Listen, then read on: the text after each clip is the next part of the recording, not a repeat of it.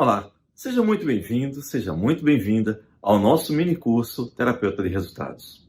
O objetivo desse mini curso, que foi preparado com muito amor, com muito carinho, é fazer com que você entenda e enxergue que existe um universo fantástico nessa profissão extremamente abençoada. E que sim, essa é uma profissão regulamentada, regularizada, reconhecida pelo governo brasileiro, ou melhor, reconhecida pelos governos mundiais. Por quê? Porque a profissão de terapeuta, ela existe há muito, muito tempo. Desde o século IV, pelo menos, já se tem notícia de terapeutas. Pois bem, mas para que você tenha acesso às respostas e todas as informações que nós queremos dar a você na nossa primeira aula, eu quero te fazer um convite. Eu quero que você conheça um pouco da minha história para que você saiba o que é que você está fazendo aqui. Por quê? Eu vou fazer alguns links muito interessantes. A primeira coisa que eu queria que você soubesse é que meu nome é Jair Soares, eu sou psicólogo por formação, sou especializado em terapias por hipnose, mas, além disso, eu tenho outras formações. Só que, aqui na sua frente, eu não estou me apresentando como psicólogo. Não, eu estou me apresentando com o título que eu mais gosto de ser chamado, de terapeuta. Por quê? Porque terapeuta é aquele que cuida, é a profissão do cuidador, daquele que ajuda as pessoas. E isso é o que me realiza.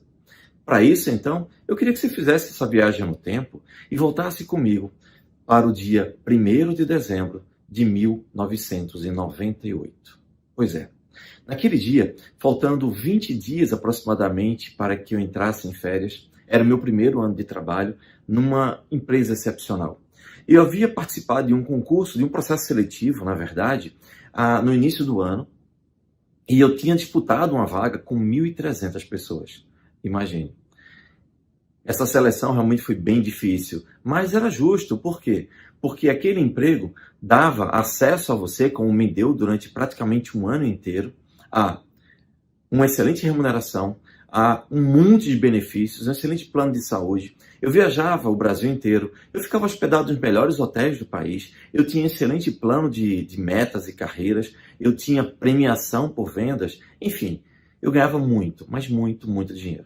Era uma empresa sólida, uma empresa centenária, uma empresa suíça, que tinha uma maneira de tratar os seus funcionários totalmente diferenciada. Eu estava muito, muito feliz. Principalmente eu, que tinha passado a minha vida inteira praticamente na miséria.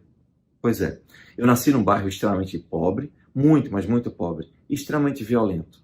Para que você tenha uma ideia, eram assassinadas cerca de 800 pessoas por ano no meu bairro. Eu, infelizmente, presenciei assassinatos, mais de um. Teve um dia, inclusive, que eu tive que fazer uma encomenda, entregar uma encomenda que a minha mãe me pediu, e eu tinha que atravessar pela feira. E era muito cedo, e havia tido um tiroteio durante a noite. E no meio do caminho tinha um corpo. Na verdade, tinham dois. Eu tinha cerca de 10 anos de idade e eu tive que enguiçar, sabe? Pular por cima de dois corpos que tinham sido assassinados na madrugada. Não era uma vida muito fácil. E, naturalmente, eu não tinha muita segurança no ambiente em que eu vivia. Mas isso é uma outra história. O importante é que eu fui crescendo e, mesmo que a miséria me acompanhasse, a gente tinha uma certa felicidade. Mas, para que você tenha uma noção dessa miséria, com 13, 14 anos de idade, eu tinha 2 calções. Era um calção que eu estava usando e um outro calção que estava lavando. Era essa a minha vida. Só para você ter uma noção de como era o meu acesso, digamos, aos recursos financeiros da vida. Pois bem, segue a vida, muita coisa acontece, eu cresço, eu caso, eu me separo. E naquele dia, 1º de dezembro, fazia cerca de 15 dias que havia me separado. Eu sempre fui uma pessoa ansiosa, eu sempre fui muito agitado, eu tinha muitas coisas erradas comigo, porque eu vim de uma origem, de um ambiente muito agitado. Enfim, não dentro da minha casa necessariamente, mas no ambiente ao redor. Mas aquele dia foi diferente. Quando eu acordei, me veio uma angústia no peito, uma sensação de entalo e uma vontade de chorar que não parava. E eu chorei, chorei, chorei muito. Eu tremia o meu corpo todo. Eu não conseguia me levantar da cama. Para me levantar foi um sacrifício. Só que eu tinha que trabalhar, porque aquele emprego era o melhor emprego que eu tinha conseguido na minha vida inteira. E eu fiz um esforço sobre-humano, tomei um banho, fiquei desesperado. Fui trabalhar, mas eu não consegui. Eu enrolei o dia inteiro. Aquilo não podia continuar, óbvio, né? E então pedi ajuda ao meu gerente. E pensando que ele ia me ajudar e dar uma força, a primeira coisa que ele falou foi: resolva logo isso ou peça demissão da empresa. Depois eu entendi. Ele também não estava numa situação muito boa e ele não queria ninguém da equipe dele com performance baixa. Então, dane-se, ele queria que eu resolvesse o problema. Só que eu não sabia o que era aquilo. A primeira coisa que eu fiz, então, vou procurar um psiquiatra, né? Algumas pessoas que eu falei disseram: você deve estar com algum problema, depressão, qualquer coisa assim. Eu fui para o psiquiatra. Quando cheguei lá, ele me fez um monte de perguntas, ele não usou nenhum aparelho, ele não mediu níveis de sangue, nada, ele só me escutou, né? E como um psiquiatra faz. E quando terminou, ele falou: você está com depressão e com transtorno de ansiedade generalizada. Aí eu falei: tá, mas o que é isso? Aí ele fez: a depressão é uma doença, nossa, doença, aquilo já me deu uma porrada na boca do estômago. Aí ele falou: isso é uma doença que faz com que você tenha tristeza, vontade de chorar, não tenha força de levantar, não tenha vontade de tomar banho. Aí descreveu todos os meus sintomas. Aí eu falei: tá, mas isso eu sei, isso é o que eu sinto. Aí eu fiz: então. Eu falei: mas não é isso. Eu quero saber por que eu tô com depressão, o que causa isso? Ele falou: não, a gente não sabe, pode ser causa genética, influência ambiental, enfim, um monte de coisa. Resultado: ele não me disse nada que me convencesse. Eu falei: mas não é possível. Ele falou: ó, você vai tomar essa medicação aqui. E quando ele falou essa medicação aqui, eram 4 medicações. Eu falei: mas 4? Por que 4?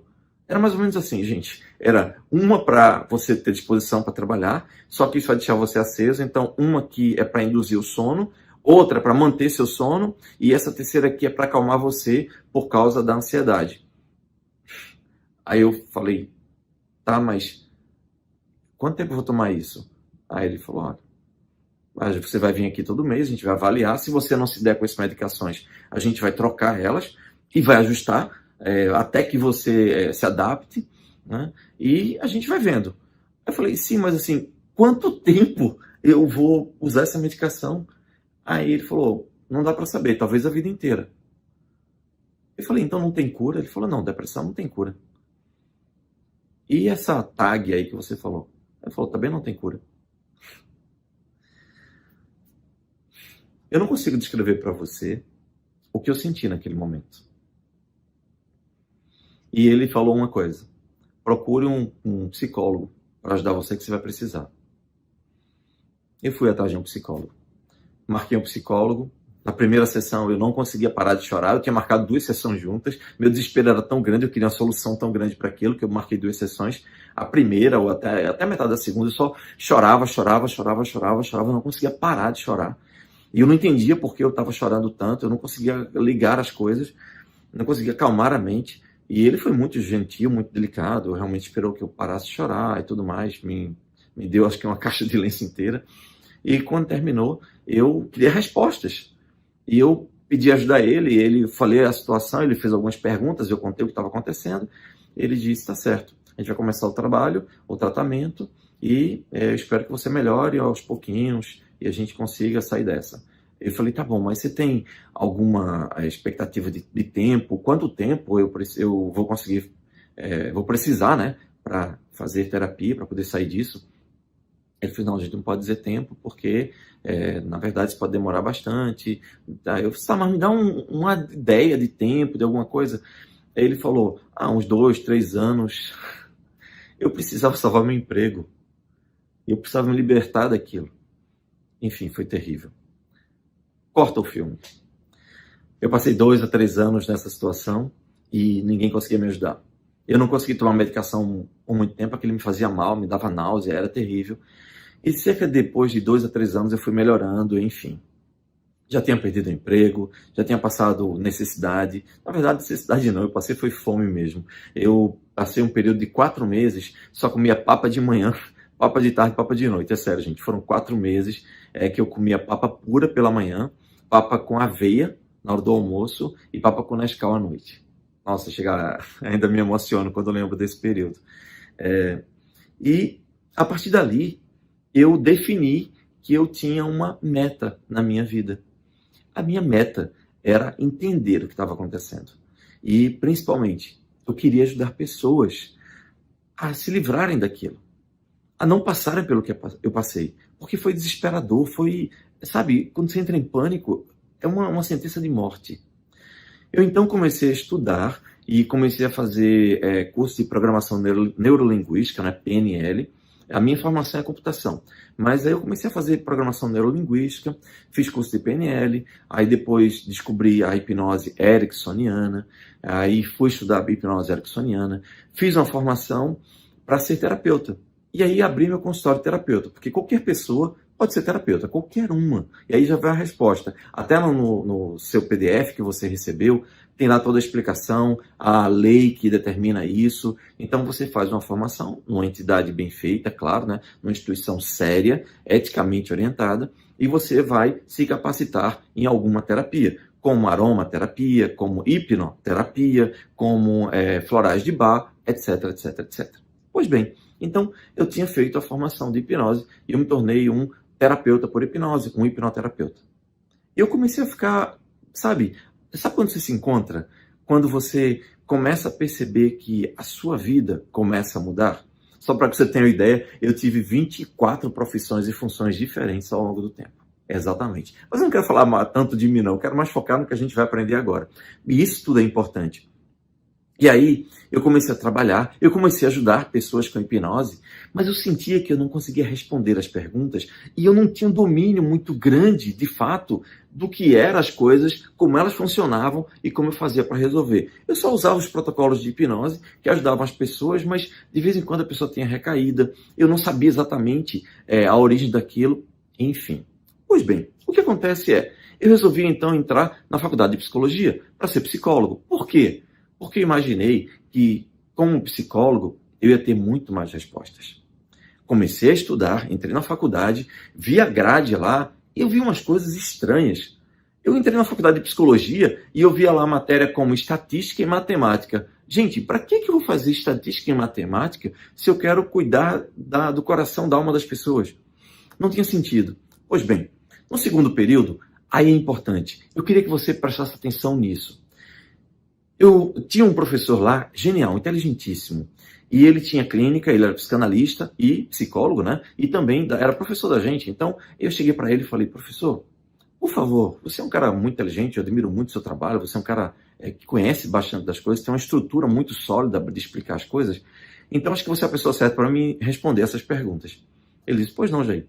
E eu disse, me diga uma coisa, quanto tempo você leva, em média, para você ajudar uma pessoa a ficar curada da depressão, ou ansiedade, ou síndrome do pânico, ou transtorno de ansiedade generalizada? Ele olhou para mim, deu um sorriso, meneou a cabeça e falou, olha, infelizmente, para começo de conversa, a sua pergunta está errada na base. E eu falei, como assim? Ele falou, é porque o papel do psicólogo não é o de curar ninguém. O papel do psicólogo é apenas o de ajudar as pessoas a conviverem melhor com a sua própria dor. Gente, quando eu olhei aquilo ali, eu falei, o que é isso? Quer dizer que eu estou aqui fazendo uma faculdade de 5 anos para ajudar as pessoas somente a lidar melhor com a dor? Eu não estou aqui para ajudar elas a se curarem? Ele falou, não, o papel de psicólogo não é essa. Não é esse? Sabe como de repente você fica sem chão? Eu já tinha ficado sem chão lá atrás, quando fui diagnosticado com depressão e com TAG. E agora, outra coisa, outro sem chão.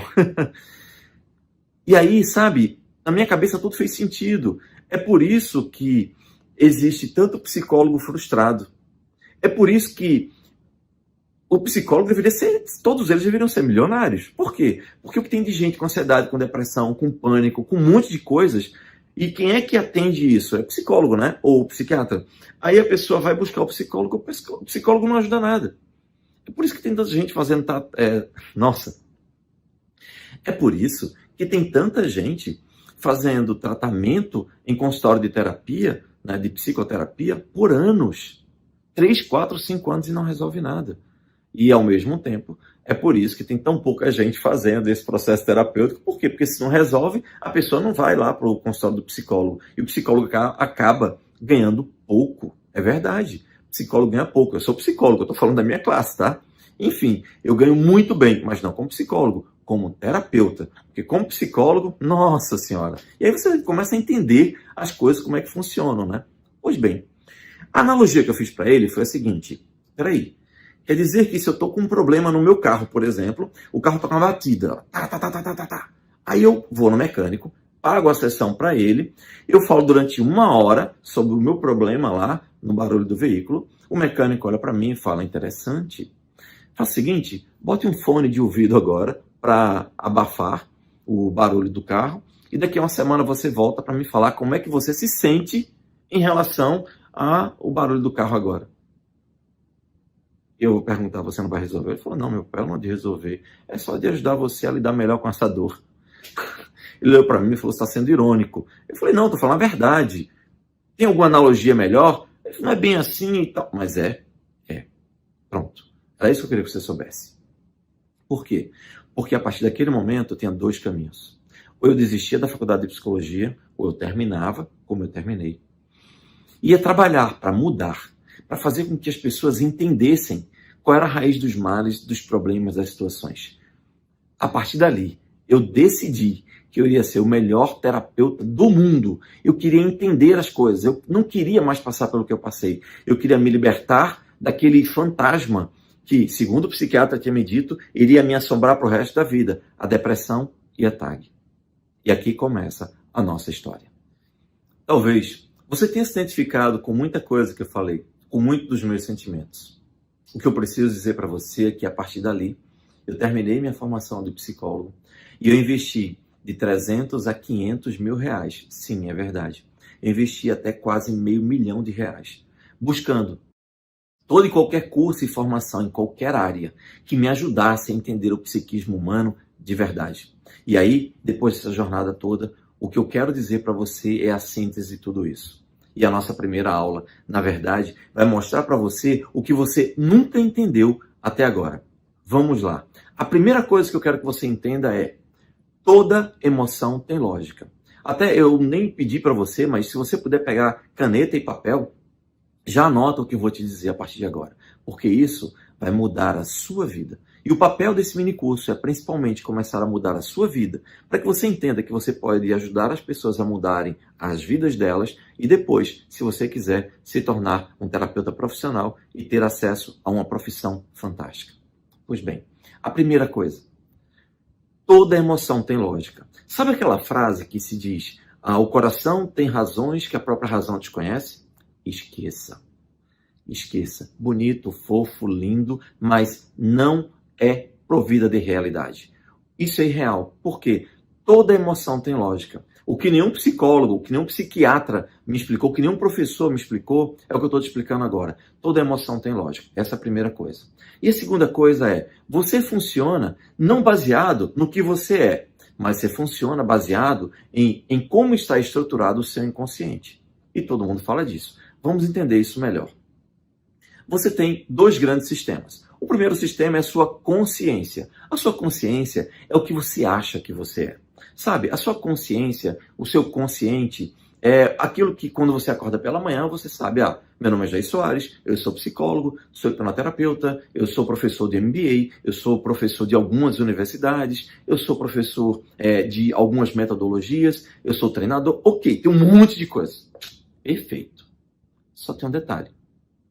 Tem coisas que estão no seu subconsciente ou no seu inconsciente. Vamos fazer analogia melhor. O seu consciente é como se fosse um smartphone. Poderoso, fantástico, é impressionante o poder de um smartphone, mas o seu inconsciente, em contrapartida, em comparação, é como se fosse 1 milhão de computadores, funcionando tudo ao mesmo tempo, em paralelo, em modelo overclock, em modo overclock, ou seja, em máxima potência. Essa é a analogia entre o consciente e o inconsciente. Muita gente dá a ideia de que o consciente seria um barco em cima do mar e o inconsciente seria todo o mar. E não está exagerando, não. Então, a primeira coisa, o inconsciente é aquilo que comanda você. Mas como assim? Perceba o seguinte, se você quiser levantar a sua mão, você levanta. Perfeito. Mas você consegue controlar seu batimento cardíaco? Quem é que controla seu batimento cardíaco? Quem é que faz com que seu batimento cardíaco acelere quando você passa por uma situação de perigo? Quem é que faz com que você passe a noite inteira dormindo e acorde, quando acorde, todo o seu corpo produziu substâncias a noite inteira, hormônio, etc. Agora mesmo, quem é que está produzindo hormônio para você? Você consegue aumentar sua produção de hormônio ou diminuir conscientemente? Não. Quem está fazendo isso, o seu automatismo está sendo regularizado ou regulado por todo um sistema, um mecanismo do seu corpo que é orientado pelo seu inconsciente. É por isso, inclusive, que tem gente que começa a ter uma determinada apatia, falta de vontade, de energia para fazer as coisas. Aí o médico chega lá e fala, nossa, você de repente começou a perder energia, tem um monte de substâncias aqui com problemas. Na verdade, é porque o seu inconsciente está dando uma ordem para que você fique quieto, porque tem muita dor e sofrimento ali. Essa é a analogia do inconsciente. O inconsciente, ele foi criado, ou foi melhor, foi, digamos, definido, né, esse conceito, por uma pessoa por nome de Pierre Janet. Pierre Janet no século XVIII, aproximadamente. Só que, no final do século XVIII, ele começou a falar disso, e uma outra pessoa já no século XIX, que você já ouviu falar, pegou esse conceito e começou a expandi-lo. E ficou mais conhecido como se ele fosse o criador, que é o Freud. O Freud foi tido como o criador do inconsciente, quando na realidade quem criou foi o Pierre Janet. Ok, detalhes históricos. O importante é que o Freud começou a conceitualizar o inconsciente e a partir daí ele se expandiu. O que é preciso que você saiba é que esse inconsciente, ele registra cerca de 400% de tudo. Se você for bom em estatística, você vai dizer, opa, peraí, Jair, 400% de tudo, isso não existe. Conceitualmente isso está errado. Por quê? Porque o máximo de alguma coisa é 100%. E eu digo, olha, isso é uma figura de linguagem, mas o teu inconsciente registra tudo, até 400% de tudo. Por quê? Você vai entender agora. Olha só. Aqui nesse consultório, inclusive, alguns anos atrás, eu tinha terminado uma formação de terapeutas. Então, os meus alunos, cerca de 10 alunos, concluíram e um deles, uma moça, chegou para mim e falou, Jair, eu fiz a formação, tá ótimo, agora eu sei que eu sou terapeuta, mas para abrir o meu consultório, eu preciso que você me ajude a resolver um problema. Eu disse, qual o problema? Ela disse, olha só, como você sabe, eu sou arquiteto. Eu trabalhei durante 30 anos no banco, hoje estou com 54 anos de idade e vou me aposentar agora, né? E vou ser terapeuta. Perfeito. Só que esses anos todos, eu sofri com uma coisa que me angustia de um jeito que você não tem noção. E eu falei, o que é? Ela disse, olha, todas as vezes que eu tenho qualquer prazo, qualquer meta, qualquer projeto para entregar, eu começo a sentir uma angústia, uma dor muito grande na minha região umbilical e uma sensação de náusea, de desespero e uma voz na minha cabeça o tempo todo. Não vai dar tempo, não vai dar tempo, não vai dar tempo. Isso é a coisa sem parar. Eu fico alucinada com isso, a ponto de eu ter que fazer o projeto. Eu entrego meus projetos com 30 dias de antecedência para me livrar dessa sensação. Eu falei, tá bom, então vou te ajudar. Como toda emoção tem lógica, observe isso. Eu falei, isso veio de algum lugar. Então, vamos procurar resolver. A primeira coisa que eu pedi foi para que ela se deitasse, né, confortavelmente. Após pedir que ela se deitasse, eu pedi para que ela fechasse os olhos, relaxasse, fiz um processo de indução e pedi para que ela começasse a repetir sem parar aquela frase. Não vai dar tempo, não vai dar tempo, não vai dar tempo. Cerca de 1 minuto depois, ela repetindo sem parar, ela entrou num transe impressionante. Encolheu-se, ficou em posição fetal e a primeira coisa que eu fiz foi, onde você está? Ela respondeu, no útero da minha mãe. E o que está acontecendo? O meu pai está se aproximando da minha mãe e ele está dizendo que se não conseguir um emprego rápido, ele teme, mas vai ter que fazer um aborto. Eu tenho que sair daqui, não vai dar tempo, não vai dar tempo, não vai dar tempo, não vai dar tempo. Percebe o que estava acontecendo? E eu, nesse momento, então, tranquilizei ela, acalmei, fiz todo o processo terapêutico, conduzi ela até o momento presente e trouxe. Quando terminou, ela perguntou, Jair, será que isso foi verdade? Eu falei, olha, se isso aconteceu ou não, como terapeuta, o meu papel não é esse, não é de julgar, saber se foi verdade, se não foi, não importa. O que importa é que a gente conseguiu resolver. E aí perceba que você tem esse pânico, essa coisa que não vai dar tempo, você tem que sair dali de dentro, né? Porque senão você seria abortada, você seria assassinada. E faz sentido. E a dor na região umbilical era porque você estava conectada pelo cordão umbilical à sua mãe. Tá, isso faz sentido, mas a minha preocupação é, será que isso é verdade? Aí, gente, eu tive uma brilhante ideia. Nossa, às vezes a gente tem cada ideia de jirico. Foi o seguinte, eu falei, por que você não pergunta para sua mãe? Ela fez boa ideia. Nossa, gente. A senhorinha tinha 85 anos de idade. Aí ela chegou para a mãe e falou, mãe, aconteceu isso?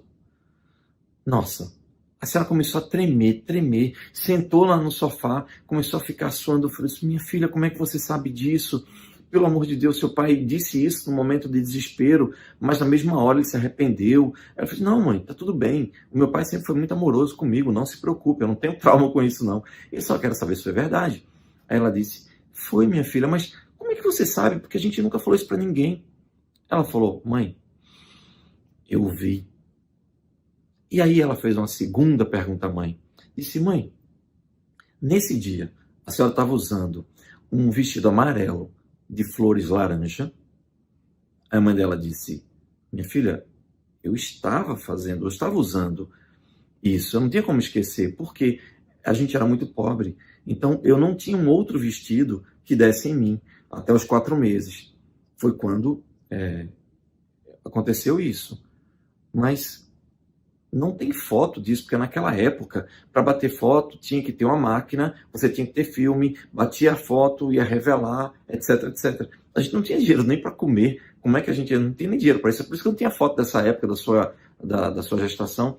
Como é que você sabe disso? Aí ela disse, eu vi. Impressionante, né? Pois bem. É assim que o seu inconsciente ele registra 400% de tudo.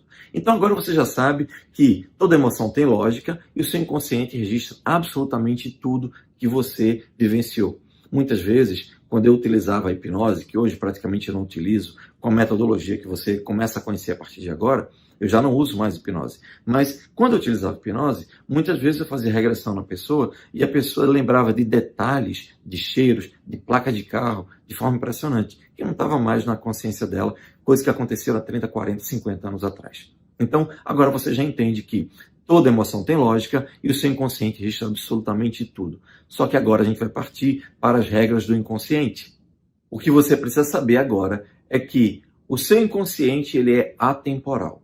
Significa o seguinte, que não há tempo para o seu inconsciente. Se alguma coisa aconteceu há 10, 15, 20, 30, 40 anos atrás, não importa. O seu inconsciente registrou e ele permanece com você agora como se ele tivesse acabado de acontecer e não tivesse acontecido no passado, porque para o inconsciente não há tempo, não há passado e também não há presente. Muitas vezes você começa a se angustiar com alguma coisa do futuro que nem aconteceu, mas para o seu inconsciente aquilo é uma realidade do presente. Então, o seu inconsciente ele é atemporal. Guarde bem isso. Para que você entenda o que significa o inconsciente ser atemporal, eu vou te relatar uma situação que ocorreu com o pai de uma colega de profissão. Ela me disse o seguinte, quando esse pai dela, que hoje tem 85 anos de idade, quando ele tinha 5 anos de idade, ou seja, há 80 anos atrás, a mãe dele pegou ele pela mão, botou um balaio, um cesto de verduras na cabeça e ela foi sair de uma cidade para outra de madrugada. No interior do estado, uma região muito pobre, ela resolveu então ir por um caminho mais deserto. Ela saiu de madrugada e passou a noite inteira andando com ele na mão, né, e com balaio, com cesto na cabeça, porque ela ia vender essas verduras numa outra cidade. Ela não tinha marido, aquela criança não tinha pai, era somente ela para prover o próprio alimento e daquela criança. Ela fez isso, pegou a mão da criança, saiu andando, só que de madrugada, no meio do mato, numa região deserta ou semi-deserta, essa mãe tem um infarto fulminante. Ela sofre um infarto fulminante e morre ali mesmo. Aquela criança de 5 anos de idade entra em estado de choque e durante 3 dias e 3 noites essa criança fica ali parada, desesperada, de lado do corpo da mãe. Imagina o trauma emocional causado na vida dessa criança. Depois de 3 dias, passa uma pessoa no cavalo, olha para aquilo e fala: nossa, enterra isso está podre. Isso era a mãe dele. Pois bem, a minha colega diz o seguinte: Jair, faz 80 anos que o meu pai conta essa história todos os dias da vida dele. A gente já não aguenta mais. Quando ele vê que ninguém está prestando atenção, mesmo que a gente já não consegue mais prestar atenção, ele simplesmente sai, vai para a calçada e fica contando sozinho como se tivesse alguém ali. É isso. Ele estava congelado. O seu inconsciente, ele é atemporal. Ele fica congelado como se fosse naquele momento tivesse acabado de acontecer. A segunda regra do inconsciente é que o seu inconsciente, ele busca a felicidade. Significa o seguinte, que toda situação dolorosa que você passou na vida, o seu inconsciente busca fazer com que você supere ela. Porque se você supera essa situação dolorosa, o seu inconsciente traz a você amadurecimento. Você amadureceu, você superou aquela adversidade, você está mais feliz. Eu vou te dar um exemplo. Quando eu tinha cerca de 12, 13 anos, eu tinha 2 amigos, e tem amigo safado quem pode, né? Esses 2 amigos, eles combinaram que quando a gente terminasse a apresentação na sala de aula de um trabalho, que iríamos ser nós 3, eles iriam derramar farinha de trigo na minha cabeça, na frente da turma toda. Combinaram e fizeram. Pois bem, imagina 40 crianças rindo da minha cara. Como é que você ia se sentir? Isso poderia ter traumatizado qualquer pessoa, porque isso é bullying. E eu sei de muita gente que chegou aqui no consultório, ou eu atendi online, que tinha problemas causados por um constrangimento dessa ordem. Só que no meu caso, uma semana depois, eu estava ameaçando eles de morte, eu estava dizendo que ia acabar com a vida deles, etc. E a gente estava rindo da situação. De alguma forma, eu consegui superar aquela dificuldade. Então, se eu superei aquela dificuldade, eu não fiquei traumatizado. É isso. Agora perceba, imagina o seguinte, seu inconsciente, ele é atemporal, ele registra 400% de tudo, ele busca a felicidade. Só que, quando você não consegue superar uma situação dolorosa como essa, por exemplo, ou constrangedora ou traumática, o seu inconsciente entra na seguinte regra, na compulsão à repetição, no looping. O que significa isso? Perceba, se você está numa escola, na faculdade, e você não aprende aquela matéria, o que acontece? Você vai ter que repetir para poder aprender, não é verdade? Isso não é a lei da vida. Você está aprendendo uma habilidade nova, você tenta fazer aquilo, você não consegue, você tem que repetir, repetir, repetir, até você conseguir aprender aquilo e fazer aquilo bem feito, não é verdade? Essa é a regra do inconsciente. O inconsciente, ele entra numa compulsão à repetição naquilo que ele não consegue resolver. E isso explica relacionamentos tóxicos, por exemplo, do dedo podre. Perceba o seguinte, tudo aquilo que você não consegue resolver, o teu inconsciente entra na compulsão à repetição. Significa o seguinte, que o teu inconsciente vai fazer com que você comece a atrair para você situações dolorosas que você já viveu no passado. Exatamente. Perceba, imagina o seguinte, uma menina que cresce vendo o pai alcoolizar-se, tornar-se agressivo e bater na mãe.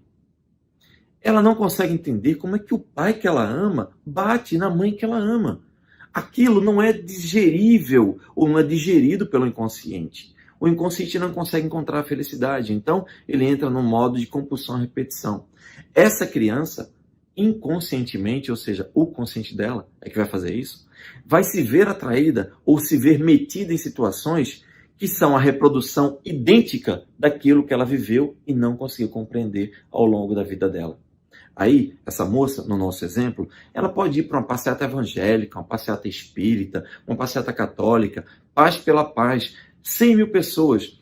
Ela vai se sentir conectada, ela vai esbarrar, vai se sentir atraída, vai exatamente isso, gente, vai esbarrar justamente naquela pessoa, talvez a única dali, que tem uma propensão a alcoolizar-se, tornar-se agressivo e bater nela. No nosso exemplo, imagina que aconteça o seguinte, ela faz isso e aí ela começa esse relacionamento idêntico ao que ela viveu. Ela entra numa compulsão à repetição. Digamos que ela não faz nada, apanha, confusão danada e tal, passa o tempo e de alguma forma se separe. Como será o próximo relacionamento? Idêntico ou muito parecido. Por quê? Porque o inconsciente está buscando, na verdade, fazer com que ela consiga reviver a mesma situação para ver se dessa vez ela consegue aprender e superar e encontrar a felicidade. Digamos então que numa segunda vez, numa segunda ou terceira vez, ela consiga se conscientizar de que tem um problema, ela busque um método terapêutico bem estruturado como o nosso, e você vai conhecendo a partir dessas aulas, a partir de hoje em todas as outras aulas, e ela consiga reprocessar toda a situação traumática do passado, e ela consiga se libertar. E aí ela chama a Lei Maria da Penha, a pessoa é denunciado, responde julgamento, etc, etc, etc. Ela se livra daquilo. Provavelmente, uma vez que ela está liberta daquela compulsão à repetição do inconsciente, o próximo relacionamento vai ser completamente diferente. Ou seja, aquele dedo podre que ela tinha de só atrair determinados tipos de relacionamentos, como acontece muitas vezes, eu espero que não aconteça com você, mas acontece muitas vezes, é explicado por esse mecanismo do inconsciente. Faz sentido para você? Está começando a perceber como as coisas são muito mais simples e muito mais claras do que qualquer pessoa possa ter te dito até hoje? Eu tenho certeza disso porque eu busquei respostas em professores, em livros, em material didático, em tudo, e nunca encontrei. E agora estou te passando, depois de todos esses anos trabalhando e estudando e entendendo o psiquismo humano, com os melhores profissionais do mundo que eu tive acesso, em que foram me explicando pedaço a pedaço e a gente foi juntando todas as peças lógicas. Por quê? Porque o inconsciente ele é extremamente bem estruturado. Agora, você já sabe que o seu inconsciente ele registra absolutamente tudo, que ele é atemporal, que ele consegue mapear toda a sua vida, que ele busca a felicidade e que se ele não consegue fazer com que você entenda determinada situação, ele entra na compulsão à repetição. E o mais interessante é que o seu inconsciente vai registrando todas essas situações ocorridas ao longo da sua vida, inclusive no seu próprio corpo. Exatamente. Muitas doenças que existem hoje são de origens psicossomáticas. O que significa isso? Significa que as situações que ocorrem, que são dolorosas demais, o seu corpo começa a refletir essa situação. Deixa eu te contar, para ilustrar bem essa situação, um caso de um cliente que aconteceu aqui comigo. Ele veio até aqui com uma maçaroca lá de exames, chegou para mim e falou, doutor, me ajude porque todo mundo disse que meu problema é psicológico, mas ninguém consegue me ajudar. Eu falei, do que é que se trata? Ele disse, olha, eu tenho uma sensação de engasgo, de entalo aqui, e aqui todos esses exames que eu estou lhe trazendo mostram que não tem nada aqui. Eu fiz endoscopia, ultrassonografia, ressonância, tudo, e não tem nada. Mas faz 3 meses que eu não consigo comer. Eu já perdi 10 quilos e eu estou desesperado. É uma sensação de angústia, de entalado. Eu sei que tem uma coisa aqui, mas nenhum exame mostra. Eu falei, tá bom. Faz 3 meses que isso aconteceu, não é? Ele falou, faz 3 meses que eu estou nesse sofrimento.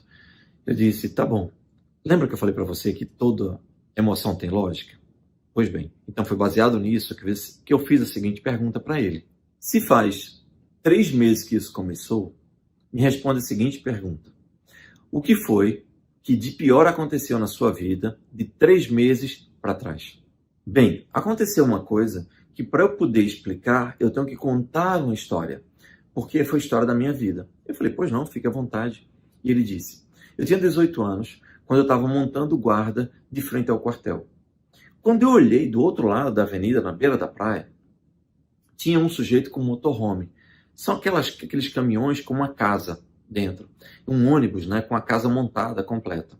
Eu fiquei impressionado com aquilo. Eu fui lá, no meu momento de folga, e eu comecei a conversar com o dono daquele carro, daquele veículo. E ele ficou meu amigo já de cara, e eu fiz todas as perguntas para ele, e ele mostrou todo o veículo, mostrou a cozinha, mostrou a sala, mostrou o quarto, e disse que ele era extremamente livre. Ele viajava o mundo inteiro em cima daquele ônibus, daquele motorhome, inclusive ele estava indo para Ushuaia, na Argentina.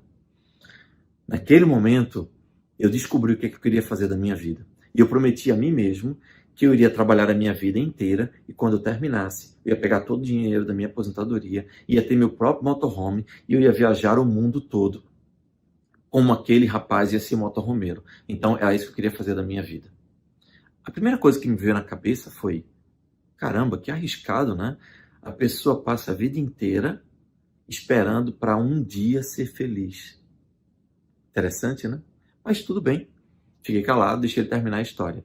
E aí ele fala o seguinte: eu me aposentei, me reformei, já tinha o meu veículo, me tornei amigo de todos os motorhomeiros do Brasil e a minha primeira viagem foi justamente para Ushuaia, né, na Argentina. E esses amigos, inclusive essa pessoa, estava lá me esperando, que ele também estava indo, a gente combinou tudo, todo mundo ir para lá. Então esse é o momento mais fantástico da minha vida, é já começar com essa viagem maravilhosa. Só que na hora que eu entrei no ônibus, que liguei a chave para ir embora, minhas irmãs começam a gritar, desesperadas, dizendo que meu pai estava tendo um ataque cardíaco. E aí eu corri, socorri ele, levei para o médico, e quando eu cheguei no médico, o médico me disse que o meu pai poderia morrer daqui a 20 minutos, daqui a 2 horas, 2 semanas, 2 anos ou 20 anos. Ou seja, não existia um diagnóstico preciso que determinasse qual era o problema e que ele podia morrer a qualquer momento. A primeira pergunta que eu fiz foi: peraí, então, se seu pai pode morrer a qualquer momento, você não pode ir embora, viajar. Por quê? Porque se você for embora, seu pai pode morrer, você não vai estar presente na hora da morte dele, né? E ele engoliu em seco e falou: é. E os olhos se encheram de lágrimas. Eu olhei para ele e falei: meu amigo, tá explicado. Isso é difícil demais de engolir e tá travado aqui, não tá? Por isso que você não consegue digerir essa situação, não é? Ele olhou para mim e falou: meu Deus, é isso mesmo. Percebe? O seu inconsciente, ele registra tudo que é doloroso, que você não consegue passar, também no seu corpo físico. Por isso, muita gente começa a ter uma série de problemas emocionais e físicos também. Então, eu queria resumir aqui a nossa aula para que ela não se estenda demais. Tudo que você entendeu. Primeiro, quem está falando com você é um psicólogo que prefere ser chamado de terapeuta. E esse terapeuta lutou a vida inteira com um monte de problemas emocionais, porque ninguém conseguia explicar para ele que as coisas tinham explicação. E segundo, ninguém conseguiu explicar para ele que as doenças tinham solução. E o que você vai entender a partir das próximas aulas, que, por exemplo, depressão é excesso de pressão, mas eu vou te falar adiante, depressão é excesso de pressão, então depressão tem solução. Tanto é que hoje eu estou curado da depressão. Transtorno de ansiedade generalizada, você vai entender que é um medo registrado ao longo da sua vida de insegurança, mas eu te falo adiante isso também. Você vai entender como funciona o teu psiquismo, o teu corpo, como é a lógica do teu inconsciente, muitas vezes a sua autossabotagem. Sabe aquela sensação de que você tem, de que você não consegue dar conta das coisas? Isso tem um registro. Então agora você já entende que o seu inconsciente é atemporal, o seu inconsciente registra 400% de tudo, a lógica do seu inconsciente é que ele busca a sua felicidade, e quando ele não consegue resolver, ele entra numa compulsão à repetição. E para finalizar, eu quero que você entenda uma coisa. Muitas vezes você não consegue fazer com que a sua vida funcione. Muitas vezes você olha para a sua vida e só vê sofrimento, dor, frustração. Muitas vezes você olha para você e fala: é como se eu fosse um azarado, eu não consigo fazer as coisas, eu procrastino, eu me saboto, eu pratico autossabotagem. É como dizia o apóstolo Paulo: o mal que eu não quero, esse eu faço. Mas o bem que eu quero, esse eu não faço. Como assim? Como é que eu não consigo fazer aquilo que eu quero, que é o melhor para mim? Por que eu saboto uma dieta? Por que eu saboto uma maneira de vestir? Por que é que eu prejudico meus relacionamentos? Por que é que eu só busco relacionamentos tóxicos? Por que eu não consigo prosperar na vida? Há algum tempo, eu vivenciei uma situação que pode ajudar você a entender tudo que eu falei até agora e explicar muito mais. Explicar, inclusive, por que você sofre de autossabotagem. Por que você procrastina as coisas? Por que você vê as pessoas do seu lado crescendo e você não cresce? Por que é que você sabe que tem as mesmas chances ou condições ou possibilidades, mas não dá certo para você? É uma autossabotagem consciente, é uma maneira de agir que você acaba não fazendo o que você quer, você não tem a disciplina que você precisa, você sabe que você quer aquele objetivo, que aquele resultado, mas a tua autodisciplina vai para o espaço. Todo mundo conhece a famosa história: na segunda eu começo, não é verdade? Na próxima segunda eu começo a dieta, na próxima segunda eu mudo meu hábito, na próxima segunda eu paro de tomar Coca-Cola, na próxima segunda-feira eu começo a fazer exercício, na próxima segunda-feira eu vou começar a estudar, no próximo ano, no próximo mês. Agora me diga, se você quer aquele resultado, você almeja. Por que que na hora de fazer você se sabota? É simples. É tudo muito, muito simples. O seu software mental recebeu uma programação que está te dizendo que você não é merecedor, que você não pode fazer aquilo. Porque aquela mensagem foi colocada muitas vezes por pessoas que, quando você era criança ou ao longo da sua vida, tinham uma autoridade muito grande sobre você. E você não conseguiu ter filtro para analisar aquilo, simplesmente absorveu. E uma das maneiras de você absorver as coisas, introjetar dentro de você, e a partir daí começar a gerar um software com problema, ou seja, um software com um vírus dentro, que faz com que você acabe se sabotando, é quando você recebe um trauma ou uma pancada emocional. A história que eu quero contar para você foi o que eu vivenciei alguns anos atrás. Tem aqui um centro turístico onde eu moro, eu fui visitá-lo, eu fui de ônibus e ao voltar, subi no ônibus de volta para minha casa. Quando eu subi no ônibus, tinha uma cena curiosa. Uma senhora bem grande, bem obesa, né, com uma criança de cerca de 3 a 4 anos de idade. Essa criança estava sem camisa. Ela subiu na minha frente, pegou a criança e mandou a criança passar pela catraca, pela borboleta, né, do ônibus. E para a criança, tudo é muito lúdico. Para a criança, o mundo é a grande diversão. Inclusive, a melhor maneira de você falar com a criança é contando histórias, é inserindo ela nas histórias.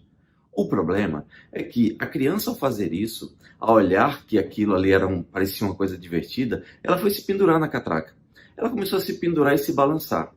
A mãe, extremamente irritada, com raiva, impaciente, pegou a mão, abriu e deu um tapa nas costas da criança, mas com toda a violência. Nossa, foi terrível a cena.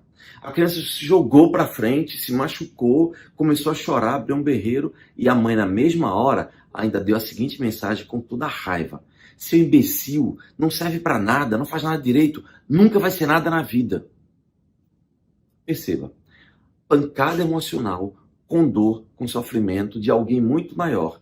E uma criança, principalmente, ela não tem filtro de análise, de julgar, para julgar se aquilo é verdade, se não é.